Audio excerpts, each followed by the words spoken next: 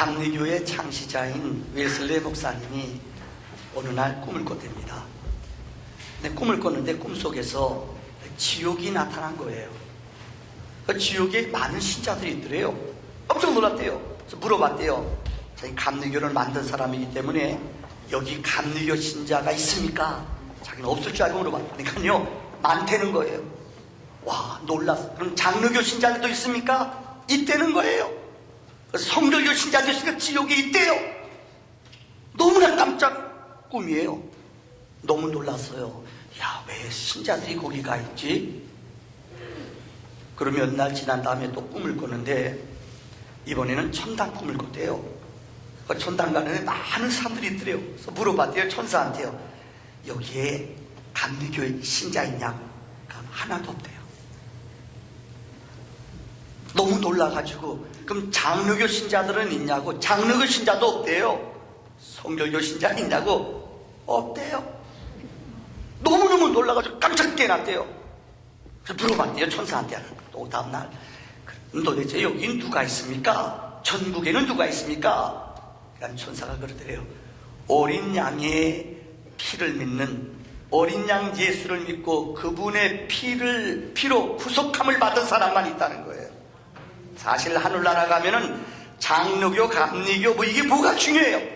사실 솔직한 얘기입니다만은 장로교 교단 나누는 거는 우리 욕심 때문에 그래요. 간판만 묻혀놨죠. 요새는 사실 교파가 뭐 중요해요? 요즘 교파가 별로 안 중요해요. 뭐가 인간의 욕심 때문에 그 총회장이 되는 거, 정치하는 사람들이 내 기득권, 내 지방세 안 뺏기려고요. 인간들의 욕심 때문에 이 교단이 분리된 거예요. 얼마나 부끄럽고 수치스러운 일인지 몰라요. 교인들한테 어느 때는 참 죄송하기도 해요. 그런 거 외우기도 어렵잖아요. 기독교 대한 성결교회 어렵잖아, 외우기요. 인간들의 욕심 때문에. 혹 여러분들 인도의 성자라고 불리우는 간디라는 분이 있습니다. 이분은 20세기의 성자로 불려졌어요. 이분은 집안이 좋아요. 저 영국의 런던에 가서 런던의 이 법학을 공부해서 변호사로 영국에서도 있었어요. 그런데 자기 친구가 있었는데 앤드류라는 친구가 나중에 선교사로 나간 친구예요. 얼마나 이 간디에게 훌륭하게 서비스하고 친절하지 않은지 예수를 믿을 뻔했대요. 너무나 감동을 주고요. 너무나 자기한테 잘해줬어요. 그래서 이 사람이 정말 성경 공부도 하고 교회를 나가려고 그랬대요. 근데 교회 가는데 그 교회가 무슨 교회인 줄 알아요? 혹 여러분들 미국 가면은 우리가 연합 그냥 민주주의 꽃이라고 그러지만 유색인들이 못 들어가는 지역이 있어요. 호텔도요, 최고 좋은 데는 멤버십이 있어서 백인들만 들어가요. 유색인 정도를 못 들어가요. 우리 교포들이가 출세하고 지위를 얻지만은 어느 정도 이상은 못 올라가는 지위가 있대요. 이분이 간디가 교회를 갔는데 이 교회는 유색인종, 흑인들, 백인들은 흑인들하고 이 황인종들은 안 받는 교회예요. 그래서 사양하더래요. 저쪽 교회 가라고. 이때 너무 충격을 받았어요. 그래서 간디가 유명한 말을 남겼어요. 예수는 좋지만 교회는 싫다. 만약에 그 교회에서 그 사람을 영접하고 간디를 그 교회에서 환영했다라면 몰라요. 인도가 변했을지도 몰라요. 간디가 말하는 무저항주의는, 여러분, 무저항주의는 성경, 그가 그래요. 마태복음 산상설교에서 자기는 예수님의 교훈을 얻었다는 거예요. 왼밤을 때리면 오른밤을 돌려대는 거예요. 오리를 가지면 심리를 가져요. 겉옷다면 속옷 줘요. 이것이 무저항주의예요. 그는 성경에서 철학을 배웠고 성경에서 의식을 배웠어요. 그러나 교회는 안 갔어요. 제가 한 달 동안 어떻게 보면 교회관을 설교하고 있습니다. 지난주는 교회는 어떤 일이 있어도 여러분 시끄러우면 일하지 않아야 돼요. 교회는 어떻게 해야 돼요? 평안해야 돼요. 집안도 평안해야지 모든 게 가와만사성이에요. 시끄러우면 안 하는 게 좋아요. 오늘은 교회는 든든해야 돼요. 따라합시다. 든든한 교회. 다시요. 든든한 교회. 자, 그럼 첫째, 든든한 교회라는 말이 무슨 말인가? 저는 두 가지로 설명드리려고요. 성경에 보면 든든한 교회는 기초가 단단한 교회예요. 여러분, 우리 학생들이 이제 입시생들이 있어요. 제가 아는 우리 조카가 지금 런던에 가서 지금 어디입니까? 경제학 박사를 받아 영국의 교수예요. 그 친구가 대일 외고를 나왔어요. 서울대 경영학과를 나왔는데. 근데 참 놀라요. 그 친구가 그래요. 자기 수학이 잼뱅이였대요. 머리를 좋고 그래요. 그래서 제가 고3 때 정신을 번쩍 차리고 그때부터 수학 1학년 1학기 교과서만 자기는 철저히 했대요. 공부 잘하는 사람들 얘기죠. 그죠? 공부가 제일 쉬워요 하는 사람 얘기죠. 근데 저는 그 말이 일리가 있다고 봅니다. 고등학교 때 너무 수학을 안 했대요. 영어나 이건 잘하는데. 그래서 수학을 이 수능을 보려고 자기가 1학기 책부터 계속 기초만 했대요. 기초. 여러분 기초라는 게 우스운 것 같지요? 모든 게 그래요. 기초를 터득하지 않고 기초 없이 나가면은 오래 가지 못해요. 어느 정도까지는 올라가요. 탁구 알지요? 이거부터 해야 돼. 이거부터요. 아이고 내가 우리 장로님한테 2년 동안 늑살하게 혼났거든요. 왜요? 장로님들은 기초가 나는 안 해봤거든요. 모든 게 따라합시다. 기초가 좋아야 된다. 혹시 여러분들 1970년 4월 8일 오전 6시 40분 이거 마치면 제가 상 드릴게요. 1부 2부 설교 들은 사람 맞아요. 이 날이 무슨 날인 줄 알아요? 우리나라 역사상 참 부끄러우고 수치스러운 날이에요. 옛날에 우리 박충희 참 좋은 일 많이 했어요. 다시 도시가 개발되고 사람들이 도심지에 유입됨으로 너무나 서민들이 많았어요. 판자촌 옛날에요. 전쟁 끝나고요. 그래서 이분이 도시계획을 시키고 김현옥이라는 서울시장을 통해서 우리나라 이 만몇천 세대 아파트를 새로 만들었어요. 아주 서울시 마포구 창진동이라는 곳에요. 아파트를 줬어요. 6개월 동안. 김현옥 시장이 군대식으로 6개월 동안 완전히 밀어붙이고 와우산을 깎아서 거기다가 아파트 5층짜리 여러분 몇백 세대를 줬어요. 몇천 세대를 지었어요. 6개월 만에 무너졌어요. 그게 무슨 아파트게요? 그럼 알기는 대빵 잘 알아요. 자그마치 34명이 죽었어요. 아침 새벽에 무너졌어요. 너 왜 그런가? 이런 일이 있어요. 하청업체한테 인물을 몇 개 하도급체한테 또 주고 또 줘서요. 맨 마지막에 대룡건설이라는 데가 와우 아파트 이쪽 지역을 지었어요. 근데 여기는 무허가예요. 무명. 그런 건물 줘본 적이 없어요. 거의 30%는 다 돈으로 윗사람들이 다 가져가 버렸어요. 더 놀라운 게 설계도에는 이 뭡니까? 골조를 70개를 넣기로 했는데 진짜는 5개밖에 안 했어요. 이해가 돼요? 여긴 약과예요. 1평방미터당 300g이 올라가야 될 텐데 1kg가 넘는 무게가 들어간 거예요. 더 결정적인 것은 이 아파트가 무너진 게 이 뒤에는 이 반석으로 돼 있었는데 앞에는 이 빔을 한 10몇 개를 박았는데 3개밖에 안 박았대요. 그냥 견디질 못한 거예요. 여러분 그때 이걸 허느라고 그래서 위험해서 다 얼어버렸어요. 이게 건축한 것보다 2배가 더 들었대요. 기초를 잘못하는 건 쉬울 수 있어요. 금세 지어요. 그러나 올라가지 않아 기초가 없으면 무너져 버린다는 거예요. 1900년도에 지어진 일본에 지어진 호텔 임페리얼 호텔, 우리말로 말하면은 국제 호텔이라는 것이 있습니다.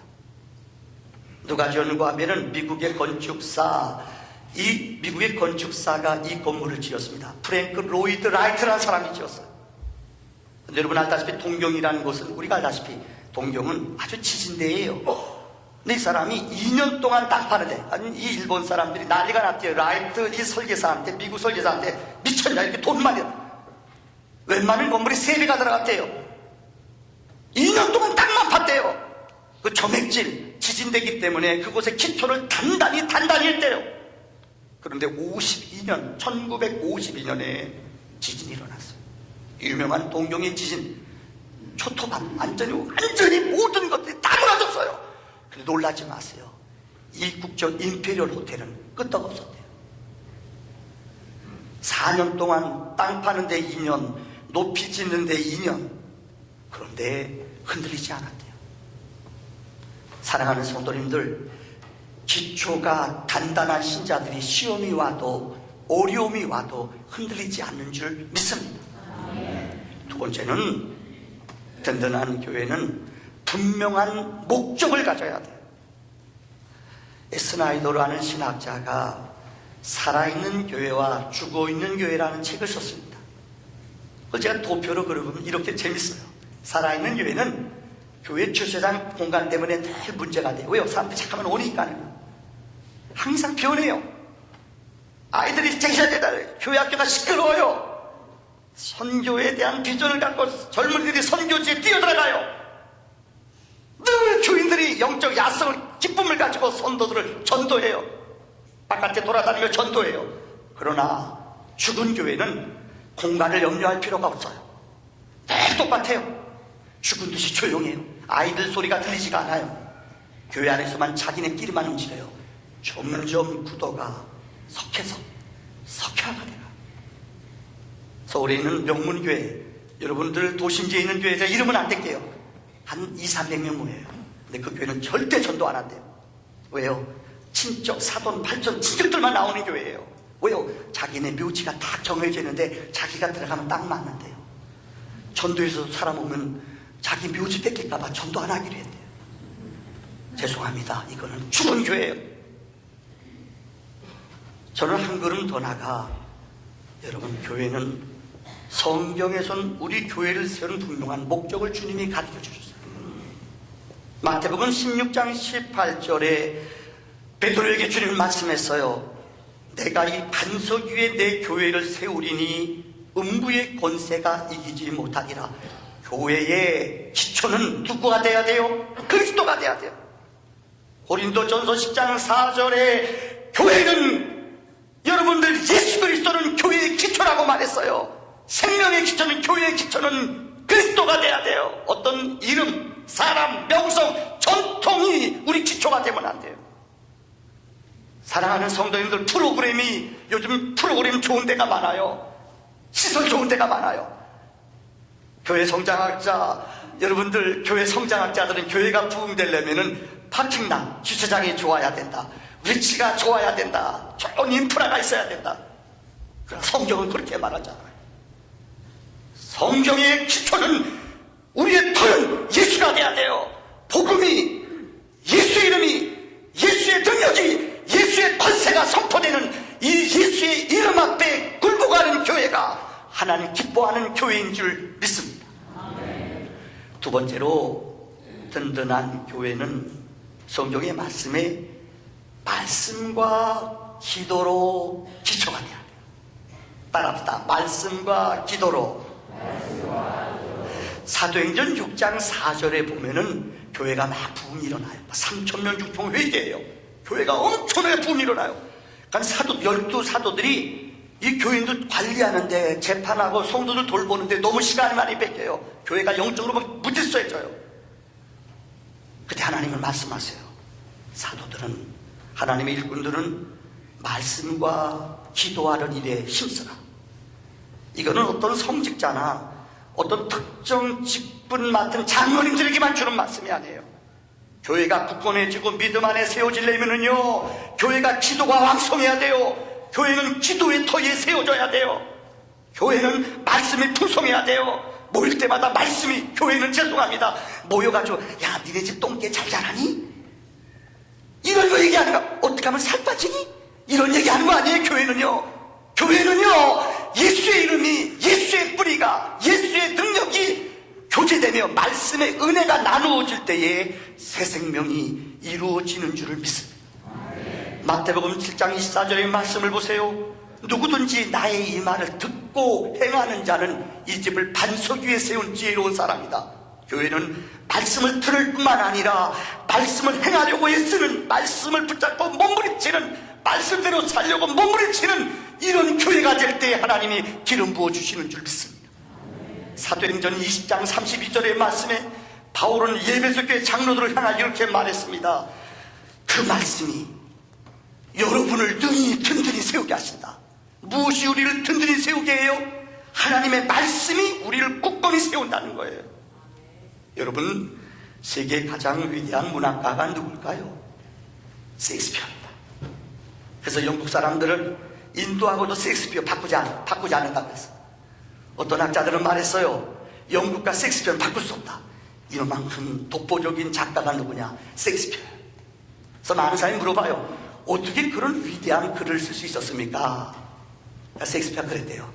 하나님이 지혜를, 영감을, 자기는 성경을 많이 읽었대요. 성경을 읽을 때마다 영감을, 지혜를 하나님이 주셨다고 해요. 여러분, 세계 3대 오라토리오가 있어요. 혹시 아세요? 세계 3대, 세계 사람들이 가장 오라토리오 알지요? 서사적인 시, 노래, 몇 시간 동안 되는 그 음악, 대곡들이에요. 대곡, 오라토리오. 세계 3대 오라토리오가 먼저 핸델이 쓴 거예요. 핸델이 뭐죠? 어머머, 겸손해요. 어제 우리 교인들은 말씀만 알아요. 핸델에 뭐지요? 메시아가 있어요. 둘째는 멘델스존이 오라토리오 쓴 게 있어요. 뭐지요? 엘리야라는 게 있어요. 또 하나 뭐 있죠? 예, 하이든이 쓴 천지창조. 지휘자님은 아시네요. 음악 쌈치기로 한 게 아니네요. 그런데 여러분, 이 세 가지 세계 3대 오라토리오 제목들만 보세요. 메시아, 천지창조, 엘리야, 전부 다 뭐예요? 성경이잖아요. 엘리야가 어디 나오는 장군이 아니에요. 성경이에요. 모든 오라토리오의 세계적인 음악, 여러분 할렐루야 알잖아요. 메시아곡, 그런 위대한 장엄한 곡들이 전부 다 뭐예요? 성경을 근거로 나왔어요. 하이든에게 물어봤어. 이런 어떻게 위대한 영감을 얻었느냐? 성경을 읽었더니 하나님이 천지창조하는 걸 보여줬대요. 그래서 위대한 그가 작곡한 글 페이지마다 글로리 오브 가, 하나님 영감을 위해 다 썼대요. 여러분, 위대한 장군, 제가 군목 시절에 좀 잘난 척 좀 할게요. 제가 웨스트 포인트 구경 갔다 왔어요. 미 군사관학교에 가서 감동받았어요. 성도들이 걸어 다니는데 예의 바라요. 예절을 가르쳐, 인간됨을 가르쳤어요. 근데 제일 감동받은 게 뭐냐? 제가 가르치는 동안에 미 군중학교 갔다가 웨스트 포인트 가는 시간이 있었어요.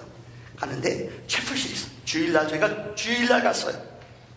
근데 생도들이 예배드리는데, 야 대단해요. 역시 믿음으로 세워진 학교예요. 생도들이 옷을 입고 예배 시간 예배드리는데 찬양이 뜨겁고 예배가 감동이 있어요. 끝난 다음에 거기 채플린이 소개해 주세요. 여기가 메가더 장군, 메가더 원수가 앉았던 자리래요. 여기가 아이젠하워라고 들어보셨어요? 미국 대통령, 연합군 2차 대전 연합군 승리군 장군 아니에요? 이분이 늘 기도했던 자리가 여기래요. 미국의 역대 대통령들 웨스트 포인트 출신들이 많아요. 지도자는 전쟁에서 책임을 져야 돼요. 재성열의 부목사님이 흉보는 게 아니에요. 부목사님들은 별로 부담이 없어요. 왜요? 당연히 목사는 책임지는 게 많아요. 지난주 무지무지 죽었잖아요. 수련회 가는데 우리 홍기님 집사님이요, 얼면 안 된다고요. 입구 들어오는 데다가 뭐죠? 난로 있잖아요. 떼놓으라고. 그래서 제가 열심히 일찍 또한 넣었어요. 근데 누가 누르면 누가 새벽에 누가 끄고 가요. 항상요. 나 그거 새벽에 또 와서 또 끄고, 힘을 또 누가 또 새벽에 또 꺼놔요. 그거요, 요새 추워서 동파 막으려고 킨 거예요. 근데 누가 열심히 꺼요. 끈 사람은 얘기할지어다. 나 너무 힘들었어요. 그래서 결국 꺼가지고 터졌잖아요. 어제 터져가지고 청년들이 수련회 갔다 오다가요, 청년들 고생했어요. 그거 물치느라고요. 무슨 얘기하는 줄 알아요? 지도자는 외로워요. 왜요?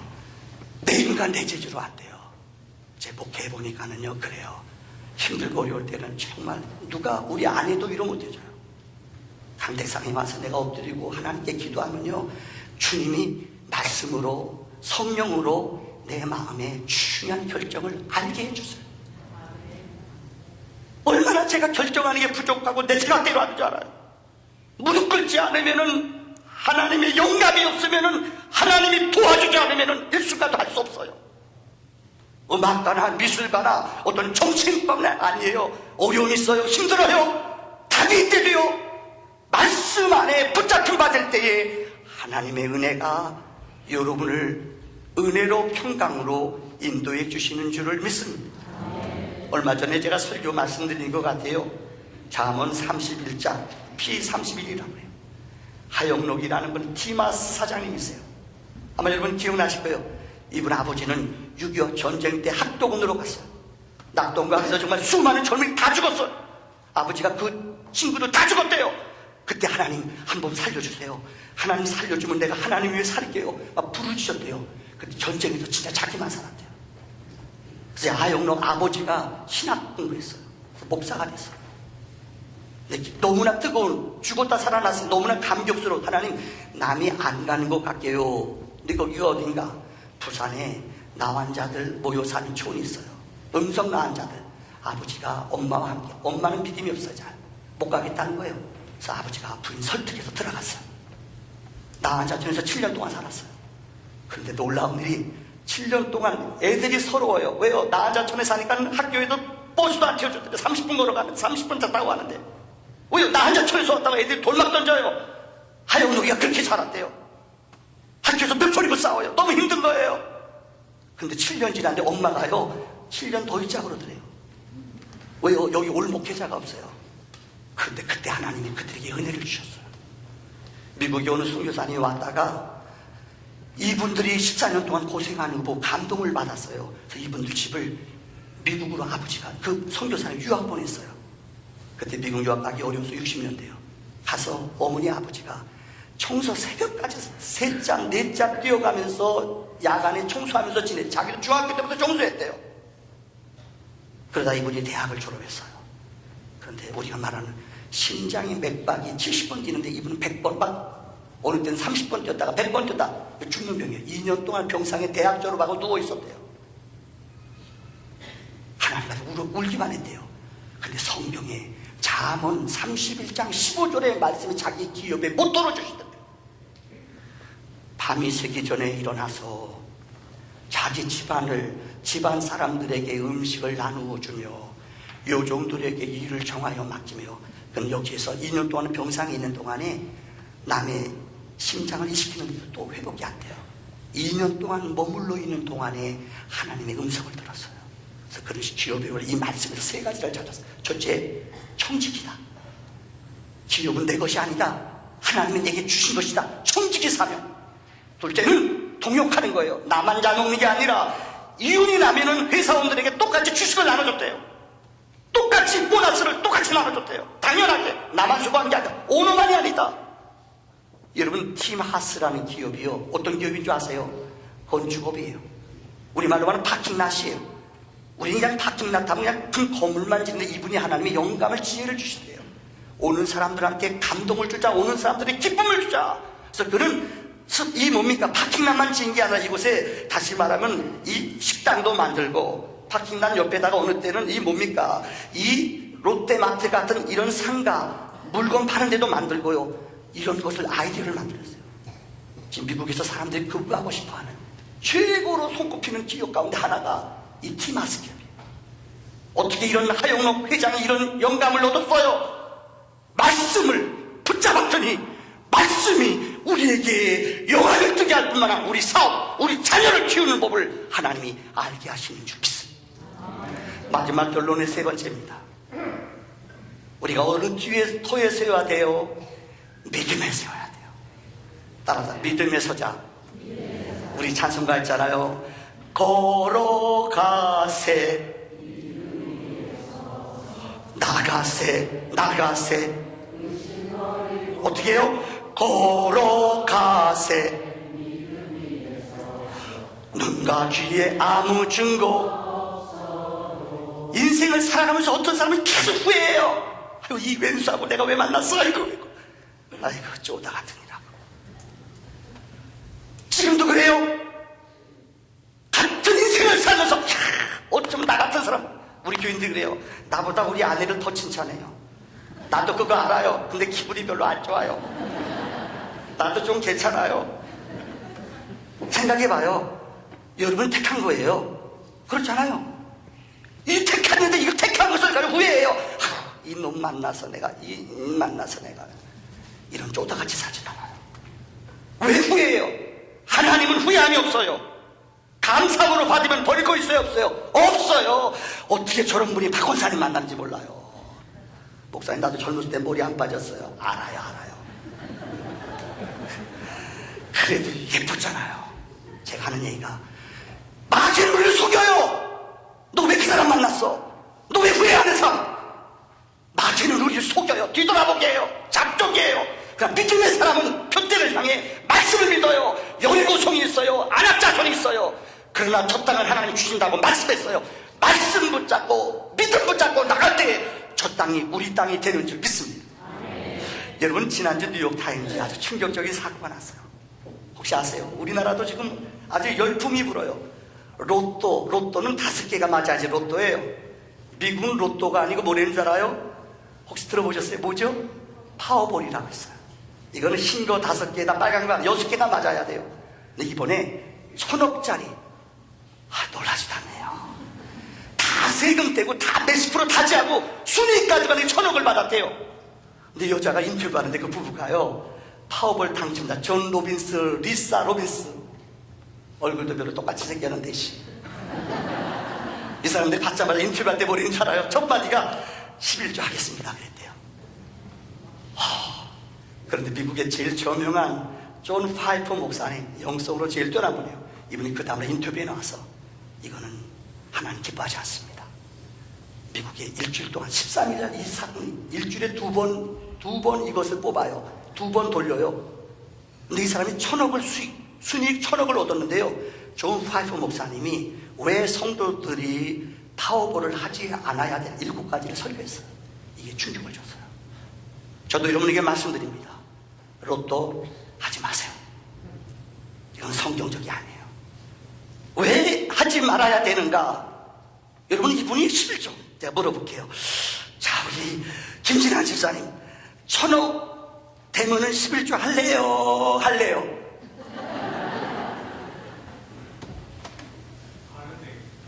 바로 50%네요? 믿음 좋은 게 아니라 저거는 똥꼬집이에요. 진짜 걸리면 반 낼까요? 50%를 낼 거예요? 누가 보면 믿음 좋은 줄 알겠네요, 진짜. 그렇죠. 말이 돼도 내 믿음대로 될지어다. 그래서 어느 교회는 너무 개척하는데 힘이 들대요.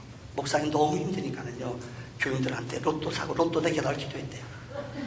근데 하나님이 이놈아, 좀 로또 좀 사고 기도하라 그러더래요. 사지 않겠죠. 로또 몰라요. 많은 신자들이 하나님을 이런 어떠한 요술반맹이로 믿어요.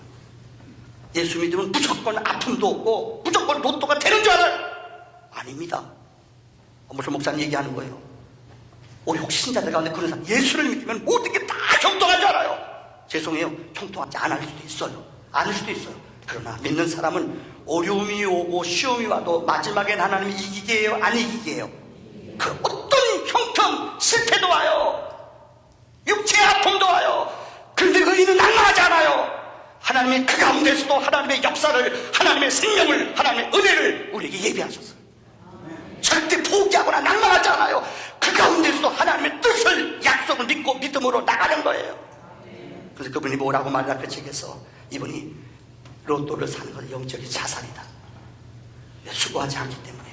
그래서 유명한 미국 사람들은 파워 저주란 말, 파워볼 저주란 말을 해요.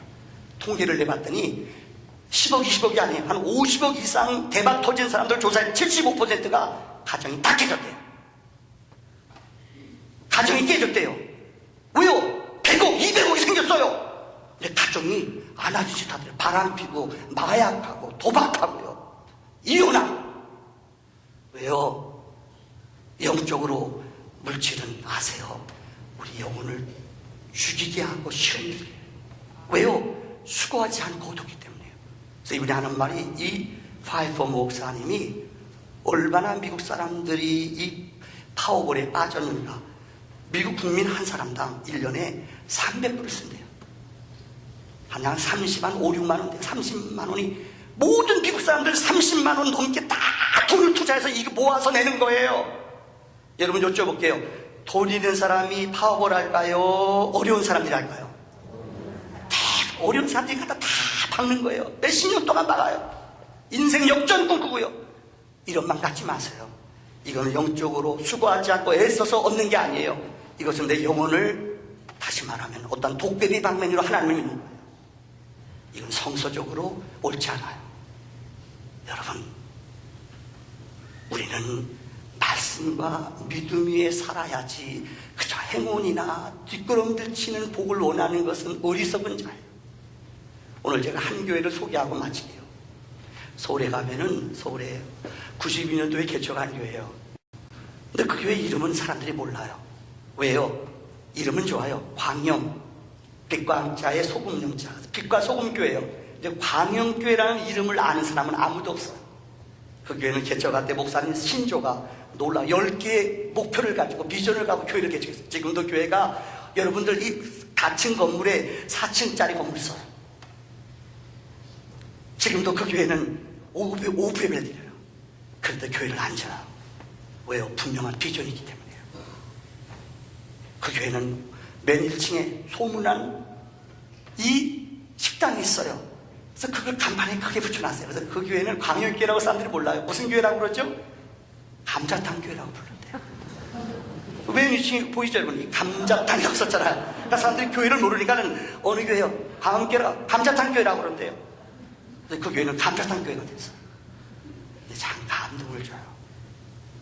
이 목사님은 교회를 지을 때 목표가 있었어요. 10가지 제가 다 소개 못해요. 첫째는 세계에서 전도비를 제일 많이 지출하는 교회가 되겠다. 개척할 때 슬로건이. 둘째는 100명 이상의 선교사를 지원하는 교회가 되겠다. 정말 지난 한 해 하나님이 저희 교회를 정말 계획했던 것보다 너무 많이 축복해 줬어요. 재정적으로도 숫자적으로도. 저는 믿어요.